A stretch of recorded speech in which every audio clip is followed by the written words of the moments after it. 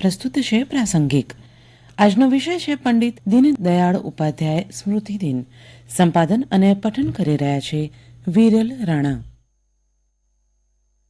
કુશળ સંગઠક, પ્રભાવશાળી રાજનેતા, વિચારક, લેખક અને ભારતીય જનસંઘના પ્રેરણા સ્ત્રોત, એકાત્મક માનવવાદ અને અંત્યોદયના પ્રણેતા પરમ શ્રદ્ધેય પંડિત દીનદયાળ ઉપાધ્યાયની આજે પુણ્યતિથિ છે.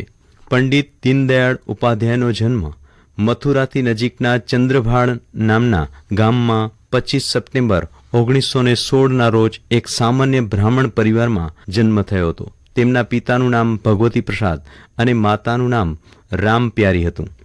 ભગવતી પ્રસાદ એક ઉચ્ચ કોટીના જ્યોતિષ હતા. પંડિત દીનદયાળ ઉપાધ્યાય જ્યારે 8 વર્ષના હતા ત્યારે જ તેમના માતા પિતાનું અવસાન થયું હતું. આમ નાની ઉંમરથી માતા પિતાની છત્ર છાયા તેમના ઉપરથી ચાલી ગઈ હતી. તેમના માતા પિતાના અવસાનથી તેમનો ઉછેર મોસાળમાં થયો હતો. પંડિત દીનદયાળ ઉપાધ્યાય અભ્યાસ માટે રાજસ્થાનના કલ્યાણની હાઈસ્કૂલમાં દાખલ થયા. મેટ્રિક પરીક્ષા પ્રથમ વર્ગમાં પાસ કરી. એટલું જ નહીં પરંતુ સમગ્ર બોર્ડમાં પ્રથમ આવ્યા. અભ્યાસમાં પંડિત દીનદયાળ ઉપાધ્યાયજીની પ્રતિભા જોઈને સિક્કરના મહારાજાએ તેમને સુવર્ણચંદ્રક આપી સન્માન કર્યું હતું. તેમજ શિષ્યવૃત્તિ પણ એનાયત કરી હતી. તેમજ બિરલા કોલેજમાંથી ઇન્ટરમીડિયેટની પરીક્ષા પણ પાસ કરી 1939માં પંડિતજી સનાતન ધર્મ કોલેજ કાનપુરમાં દાખલ થયા.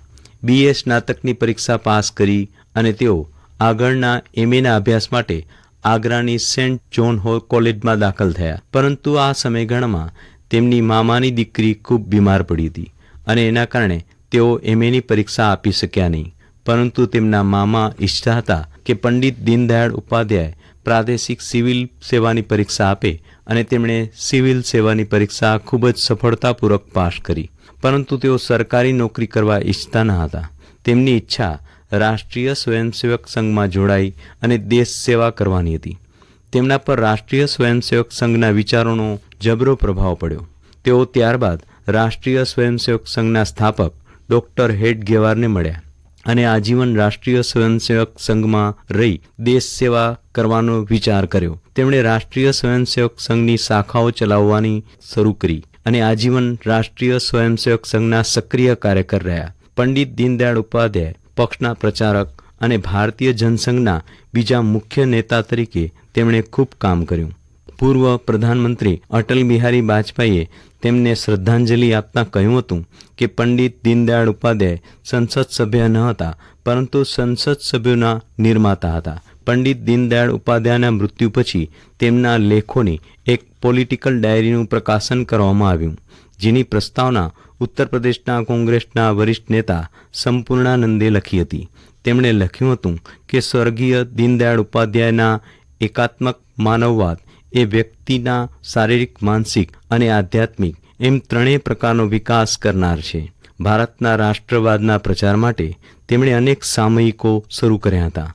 તેમાં તેમણે લખનૌથી રાષ્ટ્રધર્મ નામનું પ્રકાશન બહાર પાડ્યું હતું, જેના દ્વારા તેઓ રાષ્ટ્રવાદનો પ્રચાર કરતા રહ્યા. આવા ભારત માતાના પનોતા પુત્ર, એકાત્મક માનવવાદ અને અંત્યોદયના પ્રણેતા પંડિત દીનદયાળ ઉપાધ્યાયની આજે 11 ફેબ્રુઆરીએ પુણ્યતિથિ છે. તેમનું અવસાન 11 ફેબ્રુઆરી 1968ના રોજ થયું હતું. તેમની પુણ્યતિથિ નિમિત્તે વિનમ્ર શ્રદ્ધાંજલિ. હમણાં જ આપ સાંભળી રહ્યા હતા પ્રાસંગિક.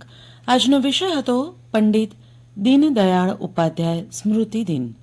સંપાદન અને પઠન કરી રહ્યા હતા વિરલ રાણા. પ્રસારણ આકાશવાણીના ભુજ કેન્દ્ર પરથી કરવામાં આવ્યું.